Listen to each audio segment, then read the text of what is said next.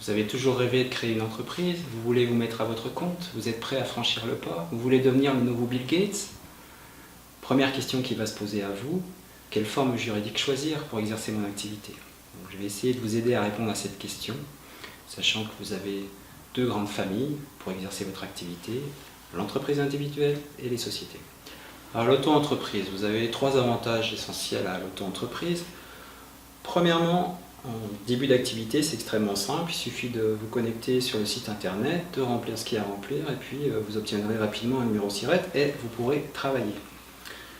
Deuxièmement, en cours d'activité, c'est assez simple aussi puisque vous n'avez pas de comptabilité à tenir, juste un livre des recettes et des dépenses. C'est pas plus compliqué que ça, donc aucun coût lié à tout ce qui est administratif. Troisièmement, si vous êtes un filou, ça va vous permettre de ne pas déclarer tout ce que vous faites. Alors je ne vous le recommande pas, mais c'est un fait établi que l'auto-entreprise permet pour un certain nombre d'individus d'exercer une activité légale, mais un peu illégale aussi. Alors j'ai un exemple, j'ai vu il y a quelques années un plombier qui était venu me voir à Lyon, qui s'était fait redresser plus de 100 000 euros, parce que le fisc avait pu prouver, en prenant ses comptes personnels, qu'il avait dépassé largement les plafonds, et donc on lui avait recalculé la TVA, l'impôt sur le revenu de son activité, on avait plus de 100 000 euros. Donc je ne vous le recommande pas, mais c'est évident que ça permet d'exercer une partie de l'activité légale. L'auto-entrepreneur a 4 inconvénients majeurs. Premièrement, vous ne pouvez pas employer de salariés. Alors à ce niveau-là, on ne devrait pas appeler ça l'auto-entrepreneur, on devrait appeler ça l'auto-employé, self-employment en anglais, puisque vous ne pouvez pas avoir de salariés. Au deuxième inconvénient, vous êtes limité au niveau du chiffre d'affaires, puisqu'on ne peut pas dépasser, alors je vais lire, 33 200 pour un prestataire de service et 82 200 euros pour une activité d'achat-revente. Donc vous êtes limité en termes de chiffre d'affaires. Alors à ce propos, j'avais vu il y a quelques années un auto-entrepreneur qui avait déclaré 3 auto-entreprises pour lui, donc un à son nom, un au nom de sa mère et un au nom de sa sœur. Je ne vous recommande pas non plus, évidemment. Troisième inconvénient, vous paierez probablement plus de charges et d'impôts que quelqu'un qui est un régime réel. Alors ça va un peu à l'encontre de ce qu'on pense, mais l'auto-entreprise, vous avez des taux de prélèvements fiscaux et sociaux qui sont inférieurs à des personnes qui sont au régime réel. Par contre, elles sont calculées sur des bases beaucoup plus élevées puisque c'est à partir de votre chiffre d'affaires. Donc on avait calculé au moment de la création du régime des auto-entrepreneurs que dans 90% des cas, l'auto-entrepreneur payait probablement plus de charges et d'impôts qu'une activité réelle. Maintenant, à voir au cas par cas. Et dernier inconvénient, et inconvénient majeur, l'auto-entrepreneur a du mal à exister dans l'environnement économique. Il n'a pas de bilan, il ne peut pas prouver la réalité de son activité. Donc pour avoir des financements, notamment auprès des banques, c'est quand même un peu compliqué. Donc en conclusion, l'auto-entreprise, c'est parfait pour avoir une activité, un complément d'activité. Vous êtes salarié et puis vous voulez avoir une activité à côté. C'est parfait également pour débuter une activité, une nouvelle activité, pour tester une activité pendant 2-3 mois. Vous testez en auto-entreprise, ça ne vous coûte rien et puis vous voyez si ça peut marcher ou pas. Et puis pour les filous, évidemment, mais ça je ne vous le recommande pas. Alors, vous avez l'entreprise individuelle classique. On va avoir 4 avantages et 4 inconvénients à l'entreprise individuelle classique. Premier avantage, en cas de création, c'est assez simple aussi, un peu plus compliqué que l'auto-entreprise, mais ça reste simple. Il suffit de faire un dossier au centre de formalité des entreprises, pas très compliqué. Alors le centre de formalité des entreprises, vous avez la chambre de commerce pour les commerçants, vous avez la chambre des métiers pour les artisans, et puis vous avez l'URSSAF pour les libéraux. Deuxième avantage, pas d'apport, vous pouvez créer une entreprise individuelle sans aucun apport d'argent. Troisième avantage, en entreprise individuelle, contrairement à l'auto-entreprise, vous pouvez embaucher des salariés Et quatrième avantage, en entreprise individuelle, vous avez un bilan, vous avez une vraie existence dans le milieu économique, donc vous pouvez emprunter, vous développer comme n'importe quelle entreprise. 4 inconvénients par contre. Premier inconvénient, vous êtes tout seul, vous n'avez pas d'associé, par définition entreprise individuelle, vous n'avez pas d'associé. Deuxième inconvénient, alors vous avez du mal, vous maîtriserez difficilement votre fiscalité, que ce soit fiscale ou sociale. Pourquoi?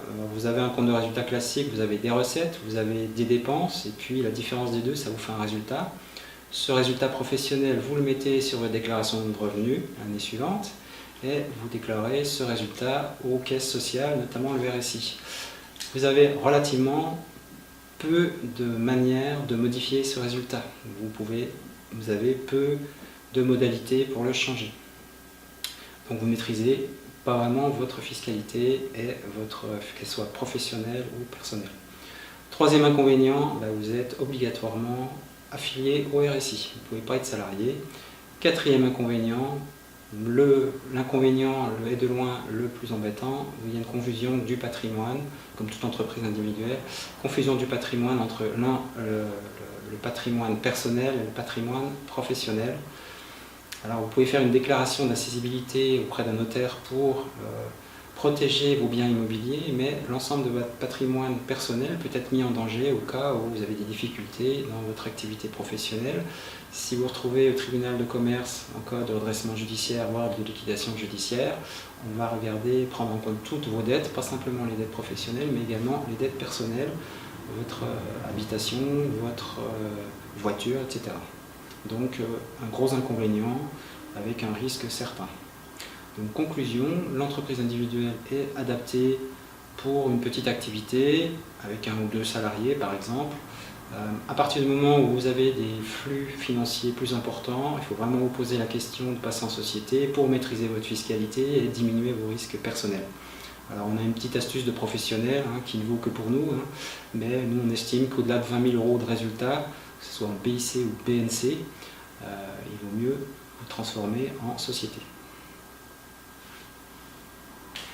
L'EIRL, alors troisième forme d'entreprise individuelle, l'EIRL, l'entreprise individuelle à responsabilité limitée, donc une création juridique récente, une espèce d'ovni juridique où d'un côté vous êtes en entreprise individuelle et de l'autre vous avez une responsabilité limitée comme la SARL, donc une sorte d'hybride entre les deux, avec 2 avantages essentiels. Premier avantage, c'est que vous pouvez faire une option à l'impôt société, donc là vous allez beaucoup mieux maîtriser votre fiscalité.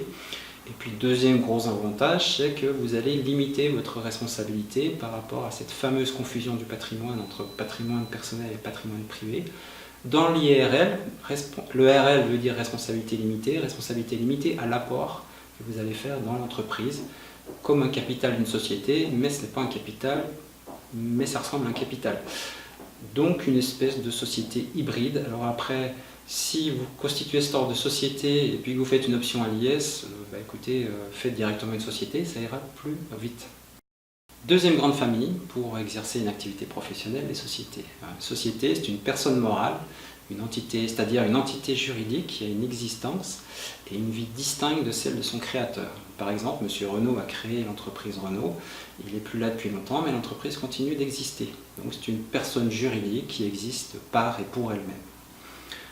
2 principaux types de sociétés, on a la SARL, la société anonyme à responsabilité limitée, créée en 1925, destinée aux PME et aux petites entreprises, et puis les SA, les sociétés anonymes, destinées aux grandes entreprises. Donc, depuis 1994, le législateur a créé la SAS, la société anonyme simplifiée, de manière à pouvoir exercer comme en société anonyme, mais pour des petites sociétés. Alors comment choisir entre un exercice en SARL ou en SAS? En fait, il y a très peu de différence entre les deux.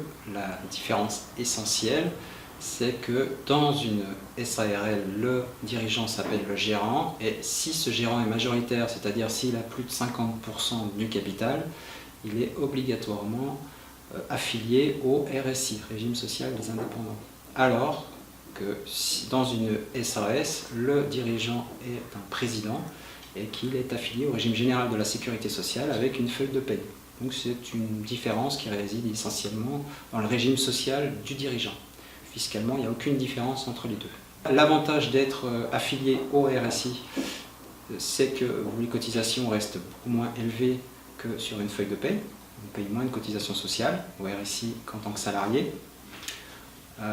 Alors, faire attention de quoi on parle, de ce qu'on compare, puisque d'un côté on va comparer des cotisations sociales, mais les droits ne sont pas les mêmes.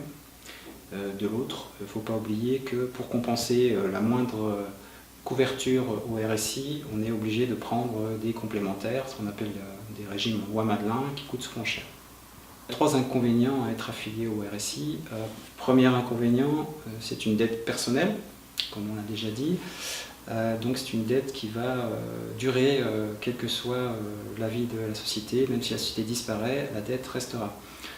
Donc pour m'être déjà rendu régulièrement dans le tribunal des affaires sociales pour défendre des clients, lorsque le RSI attaque quelques-uns de ses affiliés, on se retrouve dans des situations dramatiques où vous avez des cotisants qui ont arrêté leur activité professionnelle depuis des années et puis qui ne peuvent pas être soignés puisqu'ils ne peuvent pas bénéficier même de la CMU parce qu'ils ont toujours des dettes au RSI. Donc j'ai vu une situation cocasse où un monsieur s'est levé et allé près du président du tribunal en lui montrant ses dents et en disant qu'il est obligé de se les arracher lui-même.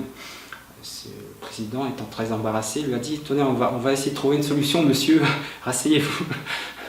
Voilà, ça c'est le type de situation qu'on peut trouver dans un tribunal du RSI. Deuxième inconvénient pour le RSI, c'est le système de calcul.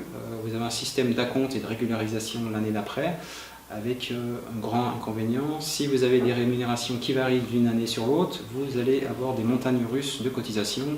Une année, vous allez payer beaucoup, l'année d'après, vous vous remboursez et c'est reparti. Donc c'est très compliqué à gérer en trésorerie.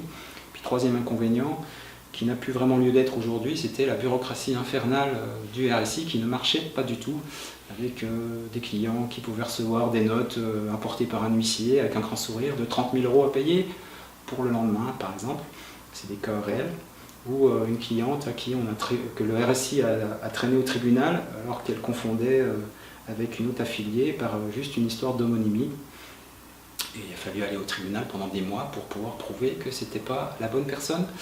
Alors aujourd'hui, le RSI en tant qu'administration autonome a disparu, a été rattaché à l'URSSAF. Ça va beaucoup mieux, on n'a plus trop de problèmes au niveau de la bureaucratie du RSI. Si cette vidéo vous a plu, si ça vous a été utile, si vous allez entreprendre grâce à elle, n'hésitez pas à cliquer sur j'aime.